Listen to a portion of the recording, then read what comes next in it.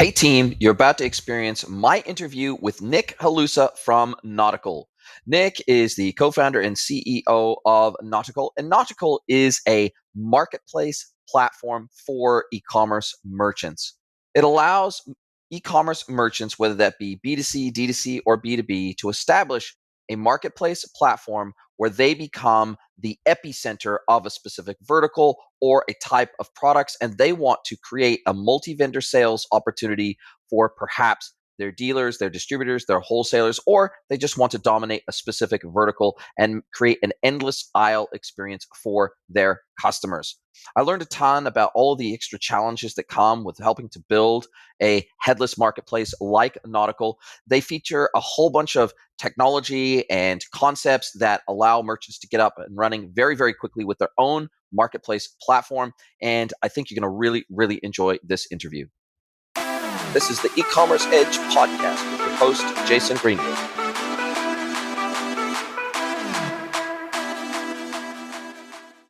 Hello, everybody, and welcome to another episode of the pod. It is my absolute pleasure to welcome Nick HALUSA from Nautical Commerce to the podcast. Welcome, Nick. Thank you. Love to be here. Mate, it's so cool to have you along for the ride. I actually have been trying to feature Nautical on this podcast, I think, for about 6 months now, and we just haven't. So I've been working with the marketing team, and then I saw the team again at B2B Online in Florida, and then you had a transition. I think you came in as CEO, outgoing CEO left. So I think there's been a few people transitions within the business, and so it just took us a little bit of time to get connected up, and I'm so glad to have you here. Yeah, no, what do I owe the pleasure to for being chased for 6 months? Look, I had seen a few different posts from you guys on LinkedIn talking about your technology, etc. And I had recognized, particularly because I focus so much on B2B e-commerce, I had really recognized that, particularly in the United States, not so much in ANZ yet, I don't think, but particularly in the United States for B2B merchants, a lot of them are wanting to implement e-commerce marketplaces to effectively create an endless aisle experience within their e-commerce experience. And a lot of D2C and B2C brands rather have been doing this for a very long time. They want to monetize all that beautiful traffic coming to their website, and they don't necessarily want to hold stock on every single product that they sell, etc. And because you guys provide multi-vendor marketplace functionality, it seemed like a great fit to have a conversation about the state of the union. Yeah, that's exactly right. That's the story that we come out with, which is, first of all, it's hard building a marketplace in the first place. I think we can get into that. But marketplace is obviously a fantastic way to increase depth and breadth of SKUs, which means higher order rates, which means higher repeat purchase rates, which means higher conversion rates, all of which are as you well know, are the bread and butter of a successful online business. Is you got to get people coming to your store, and you got to get them buying something that they want. And the trick is understanding your customer and being able to show them kind of the variation of what fits their, let's call it, psychographic profile. And so the marketplace business model, as a result, is doing super well. And we saw a lot of that during COVID, right? Which is that these marketplaces just consistently outperformed as people shifted over to e-commerce. And you're one of the co-founders of Nautical. And if I look back across the trajectory of your career, you were in investment banking for a while, you've been into tech. I wouldn't necessarily look at your history and say immediately, oh, this guy's going to create a multi-vendor marketplace platform. So how did you even get to be in this space? Yeah, it's a great question. So what is a little hidden by my background is the fact that I've accidentally ended up in commerce tech as a lifer now. So the investment banking stuff was pretty trivial. It was a little bit of retail, a little bit of industrials, which kind of set me a little bit on that path. But the fund I joined, which at the time was super early, we were really just starting out. We were somewhere in the boonies of Greenwich, Connecticut, which is really, as a New Yorker, really is the boonies for us. And that was a fund specifically focused on commerce tech. So the fund had made its name a little bit before I joined on the roll-up Hybris iCongo, which ended up selling to SAP, which is now SAP Commerce Cloud. And the whole fund was built around what we used to call any technology that helps you make, move, or sell more stuff. So heavy commerce technology. I think Fund 1 included a commerce platform called ShopKeep, which I was very close to at the time. Then in the Fund 1, we also invested in a company called New Store, which I'm sure you're familiar with as well, which is the Demandware founders' newest commerce platform. They wear lots of stuff that fits into it. We did a little bit of offline commerce as well, which is not hot at the time, but I think was a little bit, it was good foresight to know that actually this offline stuff ain't going away as much as we're e-commerce people. And then a lot of sort of the apps that you see into that. I think that the big one that most people know from, for example, the first fund was a company called Forder, which is this Israeli fraud systems. I got dropped straight into the bleeding cutting edge of commerce on the investing side. Spent a bunch of time in the Bay Area at one of the portfolio companies. So I jumped over to one of the portfolio companies, which was effectively building marketplaces for logistics brokers. The idea being that super fragmented market, it's something that I'm sure you've seen a little bit of before. You go and take a logistics broker, it looks a lot like a marketplace, right? You're connecting all these shippers, you're connecting all these buyers, all these truckers, all these suppliers. And much like a B2B marketplace, you're doing a lot of services on the way, right? You're trying to make sure that you can manage all the finances, add all the extra services, a little bit white glove. So I both ran all the supply part of that marketplace. So all the software that the shippers, that gets so confusing, all the truckers would use, all the carriers would use, and then started a lot of the product for our marketplace model. So that's where I started touching this B2B marketplace problem. So when I went back to investing, this was obviously my focus, right? Which is B2B commerce, marketplaces, and everything that fits into that tech stack, because we had to build huge amount of this stuff ourselves. And the reason I'm here now is because when I went back to investing, it was the same damn story, right? Which is that all of the people we were talking to, especially who were building marketplaces, were building a huge amount for themselves, right? And the e-commerce problem, to an extent, was not solved, but most of it is abstracted away, right? You can get technology off the shelf, you can get going, you can build a business from it. And one of the things that I say that sometimes gets under people's skin is the fact that we still think of marketplaces as technology companies. And when I was investing, they were talking to us like technology companies. They were asking for money like technology companies. They were having to spend on expensive resources like developers, like a technology company. They're having to build expertise like technology companies in fintech and advertising and logistics and things like this. But they don't, of course, actually look like technology companies. They don't have 90%, 85% margin that you can use to subsidize your R&D. Our conclusion was that, conclusion from the venture side of things was somebody needs to figure out how to make this more accessible. Somebody needs to figure out how to make this a little bit more abstracted, right? Allow people to build marketplaces without having to become tech companies. Why should brands need to build this stuff from scratch? And why should they become technology companies when they should be able to consume this product in a similar way to how they would consume Shopify or how they would consume BigCommerce or any other e-commerce platform? Why can't they consume this as a service instead of having to build all of this stuff bespoke and from scratch in-house or via an agency partner? Yeah, that's exactly right. And the other conclusion that we came to, which is, let's call it the more painful one, is the fact that somebody needs to build a full platform here. Because at the end of the day, when you run something like a marketplace, it changes everything you do as a store. Because one of the things that I often say is that as a marketplace, you don't actually sell anything, right? All you're doing is building a piece of real estate for other people to sell stuff in. And so the whole game is how you design this, what I call the bird cage, or let's call it the bowling alley, right? Within which you have all of your suppliers, all your partners, all your community playing and doing things without them, let's call it, going off the well-trodden path that you want them to. And building something that is ground up, designed for that model, and doesn't just get people who run marketplaces to good enough or to functioning, right? Which is much of the way that the off-the-shelf technology typically approaches this problem, is you want to get them to thriving, but that means you really have to get into the meat of how digital commerce works and how the software works, and everything needs to be fiddled around with.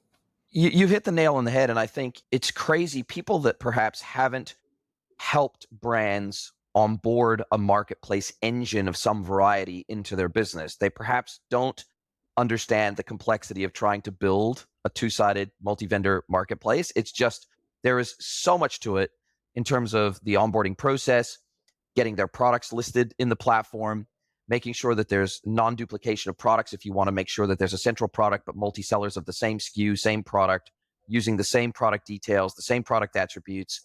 You then have the different commission structures or different rev share structures. You have the payout methodology. You have the checkout methodology and the payment methods that you want to make available to buyers as well. You have effectively a scenario where if I've got 5 items in my cart and they come from 5 different vendors, then I have to effectively create 5 sub orders underneath that master order that gets parceled out and either sent to those particular sellers via CSV or via API or via EDI, depending on how they want to receive those orders and fulfill those orders. They then have to be able to push fulfillment data and product availability data and price data back into the platform. There is so much to this that it's easy to, if you say it quickly, it almost sounds simple. Oh, I'm going to go and build a marketplace. But it's anything but simple. It's pretty much the opposite of simple. You take building, for example, a customized implementation of a Shopify or a BigCommerce or VTEX or whatever for a merchant selling D2C or B2C, and some people might compare that to building a marketplace engine, and it couldn't be further apart. It's basically like having the Grand Canyon between those two efforts, right? The effort to build a multi-vendor marketplace, particularly for B2B, if you want it to work in the B2B world, they are orders of magnitude more complex. And I guess one of my first questions to you would be, given that level of complexity and given the level of investment required to build a modern multi-vendor marketplace that would allow a brand, for example, or would allow a business to compete with the likes of Amazon if they wanted to, why would you do that when we at that time, even 4 years ago when you guys kicked off, we already had the Miracles of the world, we already had the marketplaces of the world, we already had the VTEXs of the world and the Oros of the world that had either standalone marketplace technology or marketplace technology that was part of a dedicated e-commerce platform for brands. What did you see in the market that you said, we can do this better? We have to do this better? Because there's some efforts out there. There's even some plugins and some apps for Shopify and other platforms. But you obviously saw an opportunity here that you said, there is a need not being met. And you must have been scratching an itch of some kind, given your investing background. So what was the trigger that said, sure, maybe there's some solutions out there in the market, but they're all pretty rubbish and we're going to fix it? Yeah, so it's a great question. So first of all, I've got to commend you on your ability or your knowledge of the complexity of marketplaces. It's typically something that's a little bit hard to go and communicate to people. So if you ever decide to get out of the podcasting game, give me a call. And one of the things I want to say to what you were saying earlier is a really important point, and this will lead into the logic for building it like this, is all the things that you described, especially the work that you have to do with the supply side, so the vendors, is and let's call it expensive. That you have to go and handle or manage a bunch of vendors and a bunch of suppliers without being able to tell them what to do. Because when you have your own people and they do your own fulfillment and it's your own operations people, you can just tell them what to do. It's easy. You can solve most things with an operations plan, but you can't do that when you have all these suppliers. So that's conceptually expensive. And when you are a marketplace, you typically don't take as much per transaction, right? You might take 10%, you might take 15%. If you're really lucky and you're in certain markets, you can push up to 30%, but it's a pretty slim set. And so one of the things that I always try to hammer on people is this concept of marketplace math. You're trying to do more per order while getting less per order.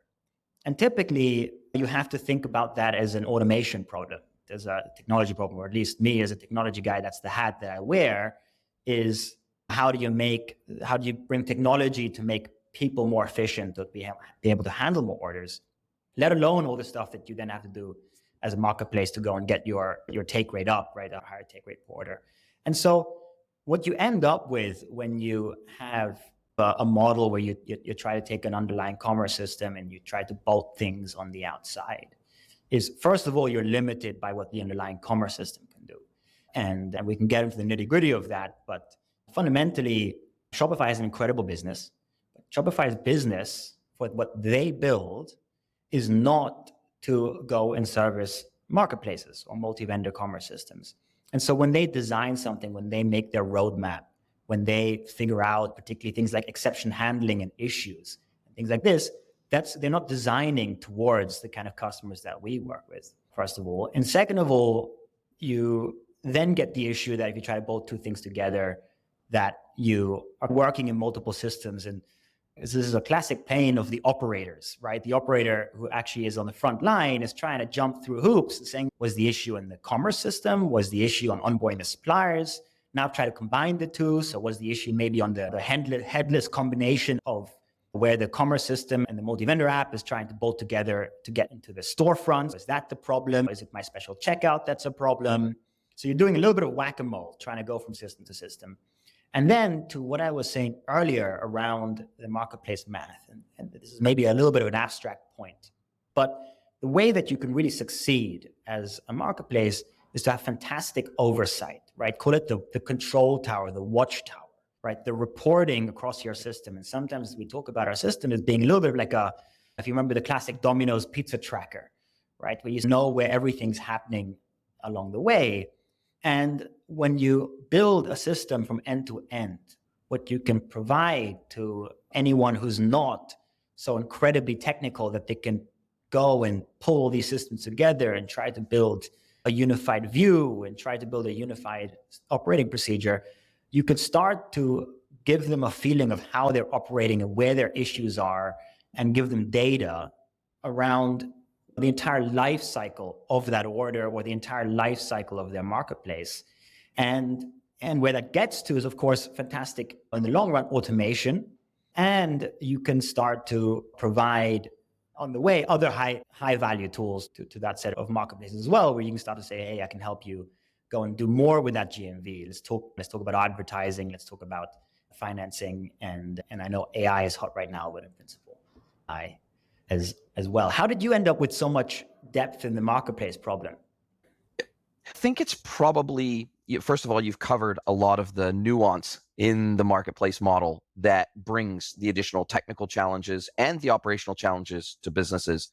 And I guess for me, I've seen businesses go through this evolution where, particularly if they are a very large retailer, and I think probably my exposure to super marketplace heavy markets comes from having worked in ANZ for so long. And if we look at Australia in particular, it's probably one of, I like to call it the most over marketplace country in the world. I've never participated in any market anywhere in the world or worked with clients anywhere in the world that has as many competing marketplaces as Australia does. It feels like every single major retailer in Australia has their own marketplace. You know, you've got the Myer marketplace, you've got Bunnings has their marketplace, you've got just every major retailer, plus all the standalone marketplaces like Catch, and of course you've got Amazon there now. You've got eBay there. You've got the Iconic. You've got so many marketplaces operating in Australia that I guess I was exposed to that idea that, hey, we're a brand that is driving significant traffic to a web property to do commerce. Why wouldn't we want to, even down to Barbecues Galore, who I think it was about a year ago, launched their own marketplace after operating in Australia for many years without a marketplace, selling just their own products to the market. And I think what the conclusion that a lot of these brands came to is, we're spending so much money nowadays to acquire traffic and acquire customers, and it is absolutely impossible to sell every single product that our customers may want on a 1P, a first person basis. It's just impossible. We can't do it. And so if we're going to be spending all this money to generate traffic and grow our brand and create loyalty and maybe even create a membership program, et cetera, to make our brand sticky with our customers and grow our database of customers and grow our email list, why wouldn't we want to effectively create an endless aisle of adjacencies around our product that effectively all of our co-sellers on our branded platform, so they really start to view their website as a brand platform more than an e-commerce platform, a platform of trust where people come and buy off them because they trust them. And so therefore they know, hey, if they already trust us for XYZ item that they buy off us, why wouldn't they trust us to go and find sellers for item A, B, and C as well? And so we become the merchant of record, sure, and they may come back to us for customer service, et cetera. If we want to have, so let's say those brands have on average maybe 2,000 to 5,000 SKUs on their own website that they sell directly, they warehouse directly, they ship directly to their customers. If they want to get to 100,000, 200,000, 300,000, or a million SKUs, that is going to be flatly impossible as a single vendor. It's just impossible, right? And the cost to do so would be so high to warehouse that product, even if they're using a 3PL service. The costs are so high for fulfillment. And then if we get into a scenario where, okay, I'm just going to route the orders to my distributor to sell as a dropship item, I still have to own all of the product information around all these items. I still have to have all of these items in my ERP. I still have to have all of these items in my PIM system. I still have to maintain and own all the product data, all the pricing data, all the inventory data. I still have to own all of that. Even if I actually route the order to the distributor or the manufacturer to ultimately fulfill the good, there is a lot of responsibility when I'm directly selling items to consumers. When I go to a marketplace model, a lot of that complexity is abstracted away by the marketplace platform, right? And I can just effectively take my cut and monetize my traffic in a very light or low touch way. And so, I guess to answer your question in a very long, roundabout way, I saw these brands struggling with rising CAC costs, rising loyalty costs, right? So their cost structures were going through the roof, and yet they had to find a way to justify the expenditure of growing their customer base for items that they wouldn't necessarily ever sell themselves. And so creating that endless aisle experience, which they cannot do in their physical store estates, it's impossible for them to do. They can't do it. They can't carry a million items in their physical stores. And in fact, most retailers carry a small subset already of what they sell online in their physical store. So if, let's say it's a department store, and they sell, or they have available to them in their own inventory 50 air fryers, for example. In their physical retail store, they're going to show 3 or 4 air fryers. They're going to show like a tenth of the inventory that they actually have available on their e-commerce website, selling directly themselves. I think what I've seen is an evolution as these businesses have had to show more and better quality, sustainable profitability as a brand. Marketplaces are one of the only remaining ways they can expand their inventory without it costing them the earth to do so. There's so many points fantastic what you just walked through. There's so many points that I want to touch on. The first is, I think you're right on the way to think about marketing, right? Which is the biggest expense. It's only getting more expensive. And one of the mind games that I like to play, which is, I think, technically incorrect, but it's a nice way of thinking about it, is to think of marketing and brand as a little bit of a fixed cost, right? You have to do it. You're spending all this money to keep your brand alive, to make it a thing. For some people, they even stick their brand on their intangible assets on their balance sheet as something that's on value. And you just have to do it nowadays, right? People have got to be familiar with your store. And so you're investing in all of this, and you want to go and monetize it as much as possible. One of the most extreme examples, in my view, are actually car manufacturers, right? You go and spend your Porsche, right? You spend all this time telling people how cool it is to have a Porsche, and you're doing motorsport, and you're doing all kinds of things, right? And then they buy one Porsche, your customer, right? And then on the way, who makes money? It's the people who sell you the oil and the special brakes and the seats and the whatever it is, right? They're all making money. And then you have to wait 5-10 years to sell somebody another car. Or the other people who make a huge amount of money are the people who then resell that car. And suddenly Porsche is sitting there being like, man, I made Porsche cool. And then Bring a Trailer is making a bunch of money. Great business, by the way, Bring a Trailer. Well done. But Porsche doesn't see a cent of that. And to rethink about, first of all, how to go and monetize all that marketing you've done. And obviously, the Silicon Valley tech companies are the ones who've done the best job of this. You buy an iPhone once, but you make money forever on the App Store and everything else. But you also, I think, are seeing a shift as a result to the way that people think about themselves, where to paraphrase what you said another way, is people think of themselves as serving now a psychographic profile as opposed to just selling a thing. And when e-commerce first happened, it was really very much about selling a thing. And because there weren't that many e-commerce stores, that was the expectation. But the world's, first of all, moved along in terms of the way that people buy. They want to build trust. They want to have content. They want to have something that speaks to them. And so the activities you do as an online store has changed, right? You're really telling a story around your goods, and you're telling a story to your customer. And then when you start to think about yourself as being a server of a psychographic profile of a particular demographic, you start to think, wait a second, I make a thing. These people are here to buy from me, not to buy my things. They buy from everything that I represent. And the most extreme version of that is the most brand-focused company in the world, Apple, I think is probably fair to say. And if you go into Apple Store today, you can buy all kinds of things. They sell Belkin on their website, and they sell. A friend of mine sells these wonderful little gardens called Eden on through some of the Apple stores.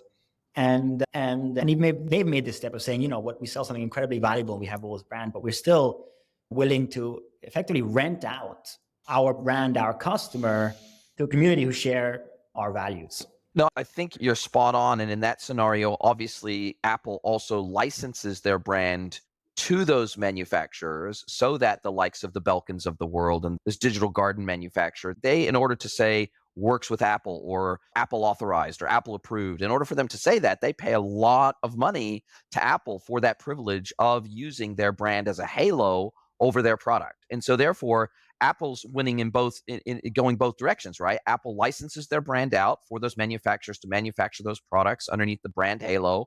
And then if they sell those products directly, they all also get the retail margin of selling those products, of being a retailer of those products. So they take 2 bites or 3 bites of the apple, so to speak, along the way, pardon the pun. And they've just done a really good job of monetizing the trust that consumers have in their brand. And I think that this is what is really most brands and the bigger retailers that are spending a lot of money on marketing and driving traffic and demand for their products, they are becoming masters at extending that brand halo over a broader set of products that they could never sell themselves. Now, I guess my next question to you is, I'm seeing brands be a little bit slower in considering a marketplace for their brand, right? D2C, we all know, we all admit that D2C and B2C are probably somewhere between 5 and 10 years, probably more like a decade ahead of where most B2B retailers are in terms of digital maturity, in terms of digital capability, in terms of digital strategy, in terms of e-commerce. For a lot of B2B brands, e-commerce for them is just EDI or maybe punch out. That's it. They don't really offer a self-service e-commerce experience today. And as a result of that, they don't really understand this whole monetizing the self-service crowd. They don't really know what that looks like. They don't know what shape that needs to take. And when they're looking at going online for the very first time from an e-commerce perspective, a self-service e-commerce perspective, they're staring down the barrel usually of a very long-term, very expensive, very complex e-commerce implementation that then needs to integrate with ERP, and it needs to integrate with WMS, and it needs to integrate with customer service, and it needs to integrate with so many other systems to be able to do what it needs to do, that these projects, B2B projects, often look like a boil the ocean project, whether you want them to or not, just because they have to integrate with so many systems. And because in the B2B world, the data set is so much more complex, from individual price lists to trading terms to payment methods to credit limits and just every other thing you have to think about in the B2B world. It is so complex that it scares so many B2B businesses out of e-commerce because they look at it and they go, this is too big, it's too expensive, it's too complex, we don't have the capability. So I guess I would love your take on where the B2B world is in terms of e-commerce generally, but more specifically with marketplaces, because I could see a world. I don't necessarily think this is going to become the norm, but I could certainly see a world where a lot of these B2B brands, they build on a platform like Nautical. They build their entire e-commerce solution on a platform like Nautical, and they become just one of the vendors on the platform itself. So that instead of building a separate e-commerce experience for them, that for their own direct sale products, and then building an endless aisle through a marketplace like you, they become just a vendor that retains 100% of the revenue through the marketplace themselves. So they're both the marketplace operator, but they're also a marketplace seller on their own marketplace that they operate. And maybe for some brands, that's how they get into e-commerce from a B2B perspective, because it's probably going to be easier for them to onboard into a marketplace platform that does a lot of the heavy lifting than it is for them to go to build a separate, effectively B2B e-commerce platform where they sell to their B2B customers, and then separately they try to take on this marketplace model. So I could see a world where that becomes the norm for a lot of brands. Hey team, I have a big favor to ask you. Please pause this episode and send the link of this episode to someone you know that you think would enjoy this content. Really appreciate you spreading the word. This is how we grow. We're not a Joe Rogan. We don't have big, massive advertising budgets, but we absolutely want to grow. We want to get the learnings from all of these episodes out to as wide of an audience as possible, and we need your help to do it. Thank you. And now back to your listening. So I think my take actually would be that's a little further away from the manufacturer side. And the reason, I'm glad you pushed it towards B2B. The reason I always start with a B2C logic is because it helps people understand, because they're buying it themselves. They're already in that world. I think people are used to that already. So taking that and then morphing it slightly and talking about the same concepts in B2B can be really helpful. I think there is a world for manufacturers to get into the marketplace world, but I think it looks slightly different. But let's start a little bit with distributors, right? So we spoke about psychographic profiles, right? Which is effectively saying, what does your customer buy? And in the B2C world, it's a little bit, except for some people who actually go and do the research online, it's a little emotional.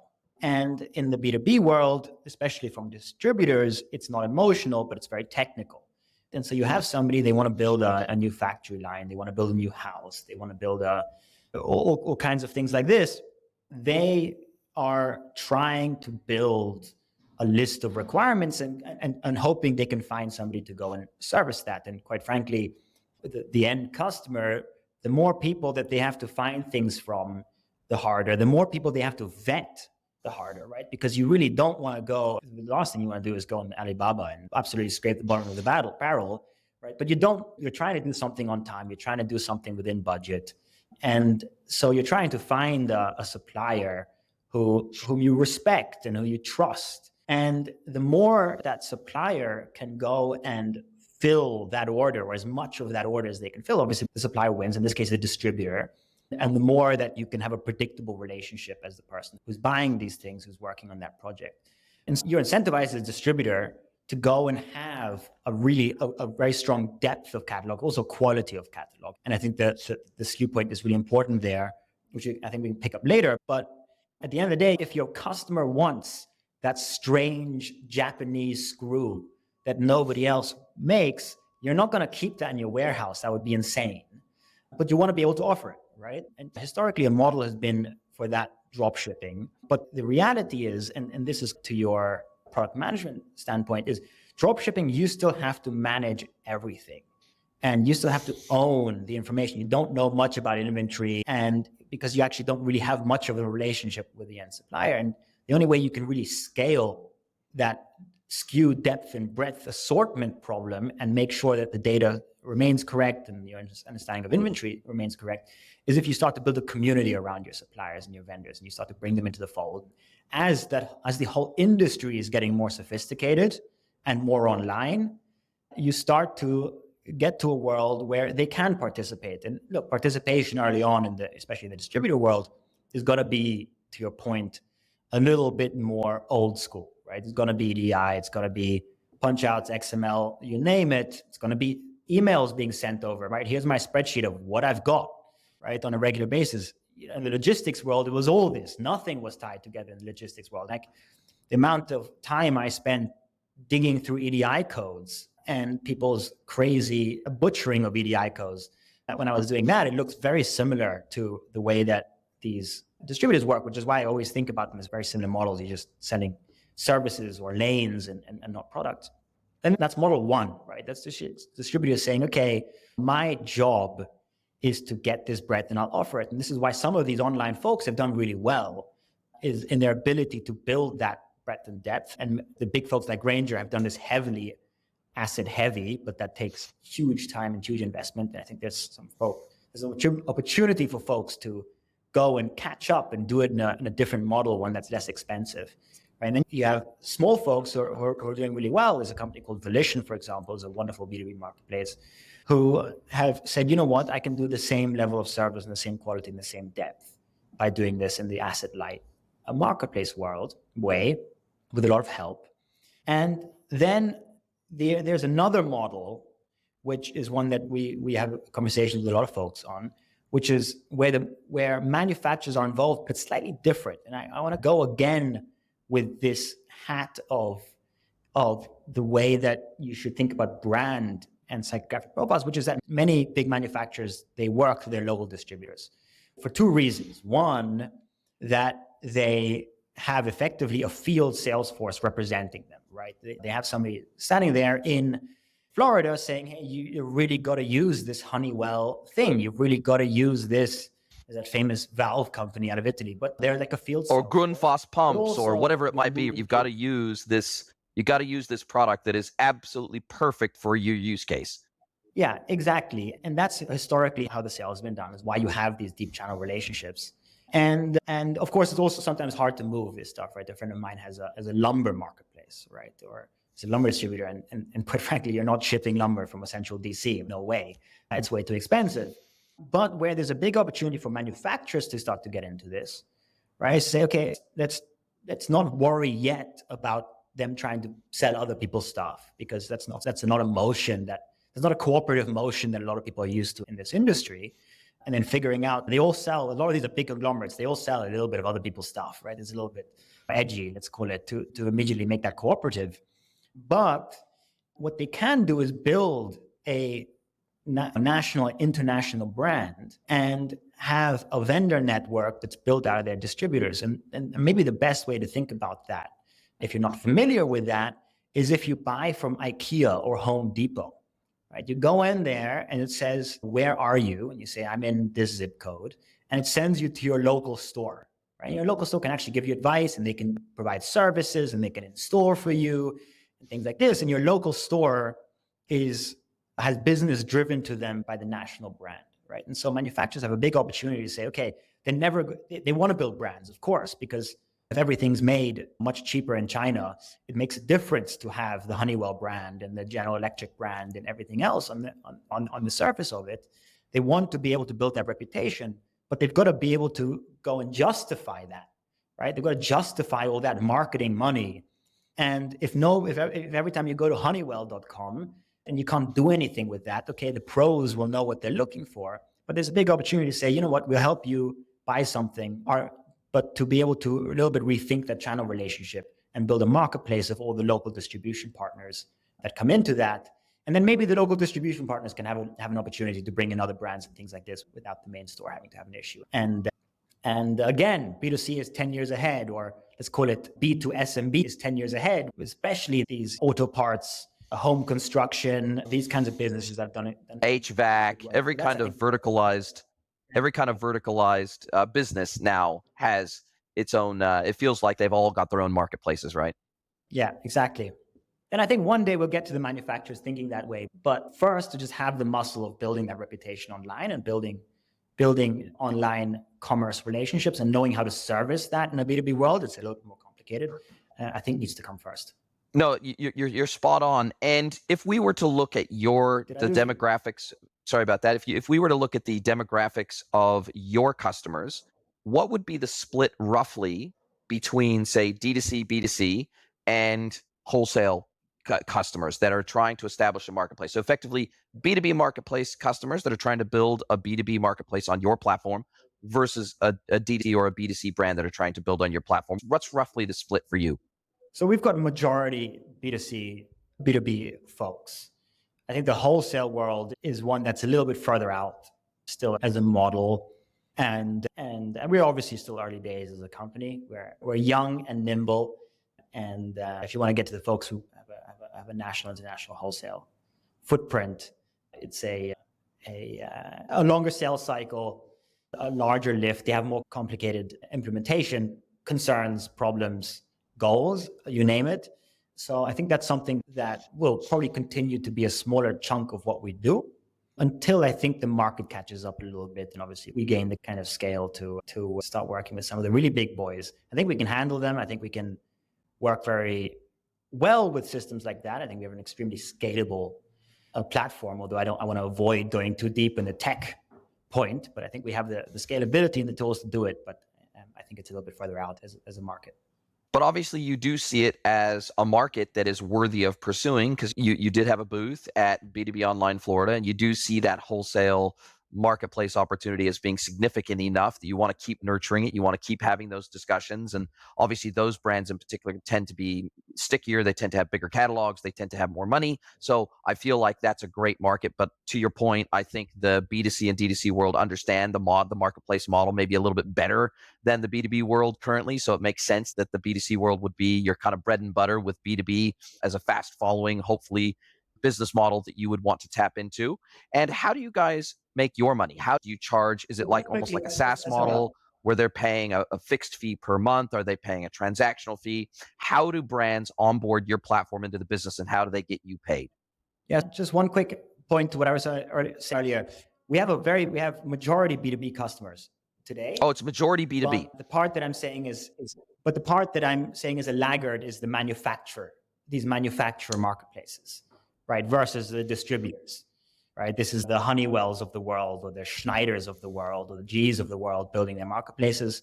These like multinational brands, I think that's a little bit of a further ways away, but it's majority B2B today. So that's a very important focus for us. With the way that we charge, we have two models, which is one, which depending on how effectively the CFO wants to look at it, and also depends on the growth plans of the customer. One is flat fee. We don't take a transaction model, which starts to scale as the customer scales, but obviously not linearly, otherwise that's not what you want. And then we have another model, which is typically more interesting to small companies, which is much smaller fixed fee, and like standard commerce systems will have a percentage of the revenue, of the sales that they make, which allows them, especially smaller companies, to effectively grow on a value share basis, as opposed to laying everything out immediately, because they have great businesses, but are typically more cash constrained. They have less access to financing. They typically have more difficult working capital situations and all these kinds of things. So the ability to have, let's call it the variable model, is obviously a little bit more appetizing. Makes complete sense. And how long, I know this question is always a tough one because it's how long is a piece of string, but for your merchants, on average, across all the merchants you've onboarded into your platform, how long does it take if they sign on the dotted line today? Are they going to be up and running on your platform typically in 12 weeks, 16 weeks? Is it a 5-month build? Is it a 6-month build? Again, I know this is difficult because it depends on how many products they're bringing into the platform, how many vendors they're bringing into the platform, what is the availability of data, and how are we going to get it into the platform? I know there's a lot to this, and so I don't want to make it sound like this is a boilerplate response, but based on your experience, if you're bringing a wholesaler or a distributor into your platform and they're trying to onboard, let's say 100 merchants, and they're trying to onboard 500,000 products, what are we talking in terms of time? Is this usually a super heavy lift that's going to take them 18 months, or is this a relatively quick build out opportunity where we start with the top 10% of SKUs that are sold by these retailers or whatever, and we bring those in quickly, and we take a very much an MVP approach to implementation? What does that typically look like for you guys when you're onboarding a major wholesaler or distributor into the platform? Yeah, one of the benefits of building this as an end-to-end platform is that in a complete vacuum, totally in theory, we can go and put up the system, and it's more or less click of a button, right? And you've got a marketplace platform. So then you have to get your typical stuff, right? Go get yourself a payment processor and a tax engine and things like this. The stuff that a commerce platform should definitely not be touching, especially in this space. But you've gotten going. Now for our system, we're something called headless. We do give people a reference code base so that they can get their 60, 70, 80% of the way to making their storefront. And we're doing lots of work to make that even easier, to make it a little bit more accessible to folks who are a little bit smaller, maybe don't have the expertise of dealing with something like that. But there's some work to be done there. From our perspective, we can get people the technology very quickly, and then the time to implement is therefore much more heavily skewed towards the project plan of the people that we work with. Now, we try to be pretty helpful as we can to sort of see through all the different experiences that we've had what is best practice for being able to get this stuff done, because nobody wants an 18-month project. That is a great way to get fired. It's a great way to spend a lot of money and not learning anything. One of the things that Silicon Valley has become so damn good at is this concept of being lean, right? You try it, you learn, you optimize, you get better. I'm doing these big projects and boil the ocean from the beginning. All that happens is you create all these requirements in a vacuum. You think you're confident about them. You should probably be less confident than you are. And you only find out it all went pear-shaped when the rubber meets the road, or what really the asks are. So we typically try to get people to get smaller. Now, we've had a variation of speeds of implementation. We've had, I think, our fastest managed to get it all going. They're obviously a little bit smaller. I think managed to get it all going within 3 weeks or something of signing. Crazy short period of time. They were online, they were transacting, right? I think the longest one that we've seen probably north of a year, but typically will guide people to 3 to 6 months, is how much they should budget for themselves to be able to get all their ducks in a row and get their suppliers ready and get the motion right for how they should onboard suppliers, make sure that their shopping experience is up to scratch. Because often there's a fair amount of changes that they need to make for the way that they work. And everything is people, process, and technology. Quite honestly, the technology is the most predictable part. People and process is typically the least predictable part, especially when you're working with a huge community of vendors. That's where we orient them to target. And typically we'll try and help guide them. And this is a little bit where I can be helpful. And with customers where I'll sometimes come into the early stage relationships, is to help them focus down with a really aggressive, this kind of Silicon Valley attitude of let's cut and focus and get something out there that works. And across commerce, you see this in all kinds of other commerce systems too, that the longer the implementation takes, the more likely it is to fail or to never get off the ground. That is an iron rule across all things B2B software. All the ERP folks will tell you the same thing. And obviously we want to avoid that both for them and for us. And that's one of the big reasons, again, to one of the questions you had earlier, for why we built this as a standalone platform, right? Because the moment you try to bolt multiple systems together and you start to build one of these sort of Frankensteins, the moment you start to build a kit car, it all takes so much longer. And there are so many extra hidden costs and so much extra training and so much extra weaving together that one of the big benefits of our system, and it can all go so much faster when it's an end-to-end thing that they can get going with. And if they so wished to start to add bits to it and start to say, you know what, actually I will come with my own PIM over time, right? Or I will come and build the whole storefront myself, or I'm going to use your APIs, which some people have done, to build out a huge amount of especially the seller experience to be custom to my industry. They can go and do that, but they don't have to do it from day one. It's something that can be really iterative with our system. Makes complete sense. Well, Nick, it sounds like you've built a very complete system, because I know that if, as you say, the bulk of your merchants that are working with your platform are wholesalers and distributors, I know that there's a whole new level of functionality that is required to serve that market versus the B2C or D2C market. So you've obviously built something pretty special if the bulk of your clients are wholesalers and distributors. So it must be a very impressive platform. In all transparency, with my audience, I haven't ever worked with or used or deployed Nautical before. So it's great to hear your story. Great to hear your story about how the tech came to be, what's involved, how customers can get onboarded into the platform, et cetera, what that looks like.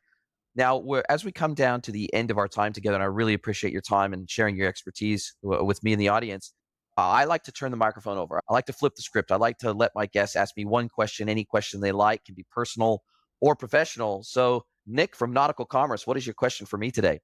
Yeah, absolutely. So one of the things that's important to us, me particularly, is I have a passion for helping people build businesses and helping, particularly in this world, marketplaces be more successful, right? And avoid pitfalls. So as a result, and this is a little bit of me talking my own game here, so I apologize, is we're going to start rolling out or start filming or recording a podcast specifically for the nitty-gritty of marketplace operations. And now you've been running a successful podcast for a very long time. What's your advice for starting one? What would you like to hear in a podcast that goes and really helps the people on the front lines that are doing the hand-to-hand marketplace combat? Man, this is, first of all, killer idea. Second of all, killer question. Look, I'm not aware. There may be another one out there, but I'm literally not personally aware of any podcast out there that gets into the nitty-gritty of marketplace operations, like what a merchant has to go through, what vendors have to go through to get themselves ready to be onboarded into marketplaces. I'm not aware of any podcast out there that discusses this. So first of all, genius idea. I think that there's such an open white space or blue ocean space or whatever you want to call it. I think there's a massive gap in the market for this type of information, showing the warts and all, the non-pretty side of marketplace operations, because it does require some dedication. There is no such thing as a silver bullet. There's no such thing as fire and forget. There's no such thing as wind up this clock and just let it run. Brands will need to understand that this is a dedicated sales channel, independent of your own maybe direct e-commerce channel, and independent of EDI, independent of punch out, independent of all these other channels that these brands can execute on, independent of the store state. And I think that sometimes brands that think about setting up a marketplace are under the illusion that this is going to take almost no effort on their part. And I would say that the data component, the product data component, and the customer data component are the two things that I find in my own consulting really trip up B2B brands in the first place. Like especially if they're doing e-commerce for the very first time, outside of EDI and punch out, and they're setting up self-service e-commerce for the first time, I will usually go into their business, and the first thing I'll ask for, show me a sample of your product data and show me a sample of your customer data. And I can usually identify very quickly, within about an hour, I can usually identify where all their pain points are going to be in terms of adopting e-commerce into their business. And I'm sure you're similar. It's, look, okay, do we have any kind of rationalization of our product data and our customer data? Is there any kind of consistency there? Is there any kind of rules there? Do we have any kind of consistent product attribution? Do we only have unstructured data, or do we have some structured data, some unstructured data? These are the kind of conversations I'm having every day.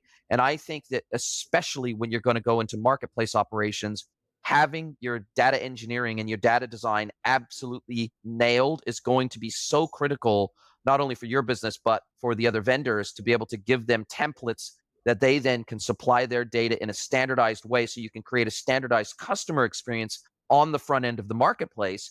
This is the thing that's going to trip people up. So I would say it's probably less important to understand the technical part of creating a podcast. It's really, how can we create the content that is genuinely going to show the guts, the inner workings, the devil is in the details side of standing up a marketplace, and what is really going to take for your business to have enough focus on this for a sustained period of time to see it be a success. Because just like e-commerce in general, you're never just going to stand up something and let it run and it's just going to be a success on its own. It requires a sustained investment of time and resources to see it be a success as a standalone channel. And so I would say, look, the technology is out there from a software perspective to record great podcasts, from Riverside FM, which we're recording in right now, virtual studio technology, to platforms like Descript, which can take your editing and automate 90+% of the post-production editing process, to the final video editing software where you can put the intros and the outros. That stuff is all pretty commoditized now, and it's all pretty easy to nail. So I would say probably the content and mapping out the content journey that you're wanting to present in a stacked pyramid kind of a way, where we're going to start with the basics, because there's a lot of people out there that don't even understand the absolute generic basics of what being a marketplace operator is going to look like for them. So starting with the foundations, right? And then building up to the more complex and more nuanced parts of operating and standing up a marketplace. I think the content journey is probably going to be harder for you, defining that and what that looks like, and potentially what guests can come in and augment those discussions. That's probably going to be the harder part than the technical part of post-producing, and getting the podcast hosted and distributed to all the podcast engines. And probably one of the biggest decisions you'll need to make: are we going to be an audio only podcast, or are we going to be video too? Because if we want to leverage platforms like YouTube and Rumble, you're going to want to do video as well. And then depending on where you host, the host can potentially split out the video and the audio and send the audio component to the likes of Apple Podcasts and Spotify, etc. And I moved recently, about a year and a half ago, I moved my hosting from a dedicated podcast host to Spotify because I was approved for video on Spotify, but I had to be hosted by them. And I moved my hosting, and the benefit was I was spending several $1,000s a year with my dedicated podcast host, and hosting on Spotify was free. And Spotify does the splitting. So I upload the video podcast to them. They do the splitting. They produce the MP3 that automatically goes to the likes of Apple and their own platform for audio podcasts. So the technical side is probably the easiest part. It's the content journey and experience you're trying to create that is the harder part. That makes total sense. Otherwise, it was really nice meeting you. When you start to build your marketplace for your e-commerce edge community with all things recommended, certified Jason Greenwood gear, give us a call. And it's very nice to meet you. And next time we're making a podcast on our mutual passion for motorsport, I hear. Absolutely. Absolutely. Maybe that could be your foundational episode. Get completely off topic from episode 1. But Nick, it has been an absolute pleasure speaking with you. How do you like people to get a hold of you? I'll put links to both Nautical and your LinkedIn profile in the show notes. But how do you like people to get a hold of you if they want to have a discussion with you about marketplaces? Yeah, absolutely. So you can reach out to me at Niklas, Niklas, HALUSA, HALUSA, at nauticalcommerce.com. And look forward to hearing from everybody and anybody. Fantastic. Nick, thank you so much for your time. Can't wait to have you again on the podcast soon. Cheers, mate. Are you a B2B or D2C e-commerce merchant? Then head over to greenwoodconsulting.net to learn how we can help you scale your business.